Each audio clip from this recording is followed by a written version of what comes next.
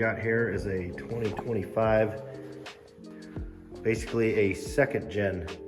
We're gonna go with the second gen E5 from Gas, which is, as you all know, if you're watching this video, the same as a KTM or a Husky.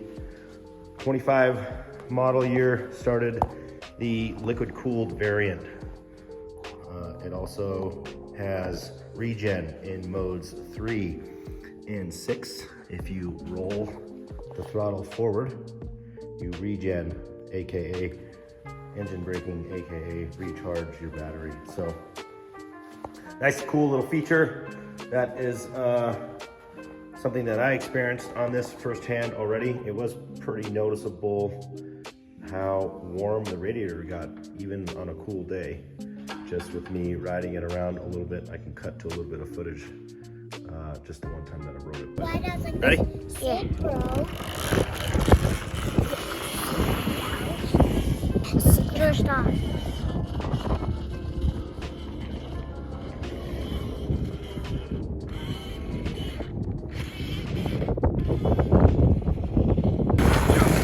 This thing is ripping. Johnny hasn't been on it yet. It's Johnny's bike, coming from an E3. So, things to note on these second gens for the E5. You get the built-in frame guards, which are pretty sweet. This also has a second generation frame, which is specific to the electric power train. So here is your water pump. You have your water-cooled lines going to a water-cooled 5 kilowatt motor, and it is brushless. Okay, some people think that the battery is actually liquid cooled. It is not. It's just the motor. So for the people questioning that, one big, large thing to note with the E5, new bodywork for the second gens. This is all integrated in real nice, super narrow for your rad duct shroud area. Pretty crazy compared to the E3, how much narrower the E5 is. Just with this new bodywork. Let's open that seat up, Johnny. Show everybody the seat. Kind of got a little little cubby hole in there for storage. Kind of a neat little, I don't know what you'd want to put in there, but yeah, you needed to carry a couple tools, water bottle, something like that. I mean, it's pretty big. Get your whole fist in there, maybe a couple Hot Wheels. Get some Hot Wheels in there. But these E5s, for the people that don't know, they are a 10-12 wheel size. You got your hydraulic disc brakes, foot brake. So that is a change from the E3s up to the E5, just to prep the kids for 50 seniors, 50, even 50 juniors, but and 65s heading that direction for people that are heading to the gas stuff. So full WP suspension on this, just like the big boy bikes. Comes with a nice pump for your shock air adjustments. Digital too, by the way, for the second gens. We got charger in the box. Open. This looks like any other E3, E5 charger from before. Here, some Delta charger there. So that looks the same. We'll grab the E3 so you guys can kind of see them side by side. Yeah, like that movie magic, we are back for the E3, E5 comparison here. So just so you guys can see side by side comparison of the two bikes, kind of a pretty big noticeable difference too, right off the bat, is your shrouds. Check that out. Look how wide that is compared to the front end of the second gen E5. Super narrow, quite a bit wider. Same hand controls, other than your rear brake now as a foot brake. So you don't have that. Same swing arm lengths. Got an update to the foot pegs. So we got these guys here. These are pretty trick. These almost look like they're 3D printed. I know they're not, but they are cool. And again, this is a 10-10 wheel setup, suspension. Let's talk suspension. Suspension on the E3 is actually terrible. So they say WP branded on them, but as you can see, zero adjustment compared to our second gen 5. We got compression, rebound, and your air preload on there. There's zero adjustment on these. I added different weight oil, dumped out the 4 weight and added a 10 weight. Didn't really notice a change whatsoever, just to help for landing on some of the jumps, and no change. On our rear, we did a Maroka Amazon deal, and I have a separate video on what I did to make that work on here, but that factory shock that comes on the E3s is completely junk for the rear. So FYI for the parents thinking you're gonna get a cool bike for your kids. If your kid has any sort of sense of jumping and catching air, he will very quickly find out that the factory E3 bike is a pogo stick. So just a heads up on that. Other things to note, number plate stuff, bodywork completely different, as it should be. It's a bigger bike, but real small on the fairing area for the numbers compared to the older bikes. I thought that was interesting, why they did it. Not sure, slim things up, making it look more sleek. It literally does just look like a smaller adult bike anyway.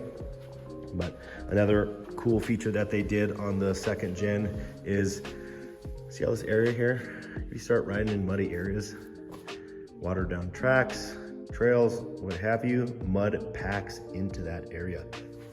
Check this out. Second gen E5, this is all flat. Nothing is going to pack in there. You're not gonna gain any weight because it's just gonna shear off of there. It's gonna shed off there. If you put some of that Maxima, like pre-bike wash stuff that greases up the bike so it doesn't stick, it ain't sticking there, it ain't packing in. So that's super trick. Like that a lot. Rear axle, rear controls, all that stuff does look identical. This is an aftermarket wheel that we have just to be able to change tires quickly at the track.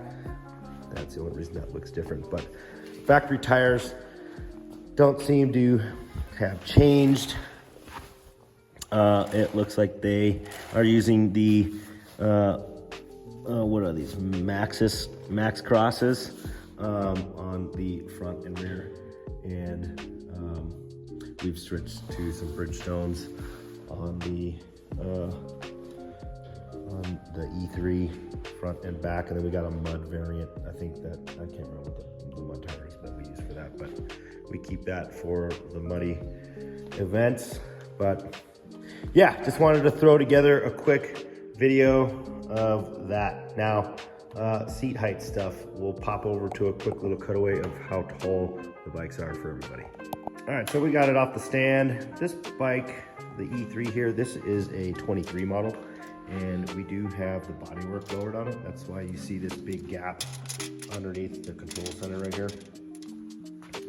So we are in the lower setting, but we are in the higher shock setting. So with this in the higher shock setting and the bodywork low, can you straighten that up a little bit, please? There you go. We're about 23 inches to the low part of the seat on the E3. Controls are in the rear position on that, but you do get a lot of adjustment. The biggest thing, you know, you see online, everybody talks about with these E3s is suspension's junk. Save up, get the 5 if you can do it, and then just lower them, get the lowering kit, because yeah, the shock front forks are significantly longer. You've got essentially, I don't know, 29 inches to the top of the fork on the E5, and on your E3 you are sitting at roughly, just shy of 25 inches. So for what it's worth there for you guys to see that. And yeah, so let's get the E5 on the ground so you guys can see how tall that is. All right, we are on the ground with the second gen E5. Let's grab this tape measure here. And we are in stock settings for everything, for the bodywork and everything. And we are about 26 inches for the low spot on the seat for our seat height. So Johnny's inseam, he's 7, and his inseam is roughly 18 inches. So we are going to be lowering this obviously for him so he can fit on it. I'm not going to be doing the suspension lowering kit that you can do that actually limits the travel of the fork and the shock. I'm not going to take it that far. He's just going to have to figure it out, just like the big boys do, right? So, but yeah, his inseam is just a couple inches over what the foot peg to seat is on there now. So we'll have him hop up on there. I'm gonna keep him balanced and we'll show you that. We got Johnny standing on the foot pegs here, and he's got about, I don't know, like maybe 4 inches of crotch space there, with the bodywork in the stock position right now. So, Johnny, you want to try to just put a foot down so we can just see your tippy toes? Pick a side, whatever side you feel comfortable with. You got it? You kind of got to, so you can kind of see how he's got his leg way over the side there, just to be able to make this happen. And yeah, it's a little bit of a reach. Okay, hop back up. I got you. Okay. You got the bike? You want to hold the bike? Yeah. Got it? All right. So yeah. We like to use these folding stands too. These are pretty cool. You get these on Amazon. That's the brand. Can't remember. I don't even know how you pronounce it. But that's the stool. They work great. The tall ones are a little tall. We got a shorter one for our E2, and we'll probably get some more of the short guys. The red ones just are what they had in stock, and I thought they'd look cool if they matched, but this is a 12-inch variant of the stand. We picked this up from AEO Power Sports out of Arizona. I believe it's Mesa. Shameless plug for those guys. Super good experience, honestly, working with them. We're out of state. We are in Colorado, so that was really easy and fast, and they shipped it. And even with shipping, it was still cheaper than what I could find one here for locally here in Colorado. And there, oddly enough, weren't any in state. I think there was one left in Durango. They weren't going to budge. We paid about $5,700, I think, shipped from those guys, and the cheapest one in state here in Colorado was about $67, I believe. So saved money, got exactly what we wanted, and didn't have to switch to orange by going KTM. So we got to stick to the gas because Johnny likes the red stuff. So all right, well, we'll get it on the stand. We'll cut out and show you guys a little bit about the bodywork stuff. Okay, so hold on, Johnny. So now we got the plastics off. We got all the fairings off the second gen here, and just wanted to see where the current ride height setting's at, and it is in the, it's interesting, it looks like it's in the low setting already. So I can't get this any lower, doesn't look like. That's already right there, but we can lower our shock, so we'll be able to get some height taken out of it that way. Obviously, we can take a little bit of our preload out of the rear shock as well, but even the subframe here looks like that is in its lowest setting already. So I don't think we're going to be able to drop your seat height down any lower, Johnny, without lowering the shock. But do we have to buy a Let's pull off that piece that we've already kind of loosened up. Okay. All right, be very careful. So it's super cool how well these things are made. It's sick. That's right, Joey. Sick, bro. Yeah, boy. Yeah, so it's just the technology and the stuff is just super cool. It's just made super trick. We got our communication cable here for programming, which dealer only at this point. And then this is the tether that you can place on here. If this is on, then your kid cannot change his ride mode. So that's this situation there. But yeah, so that is that. But, all right.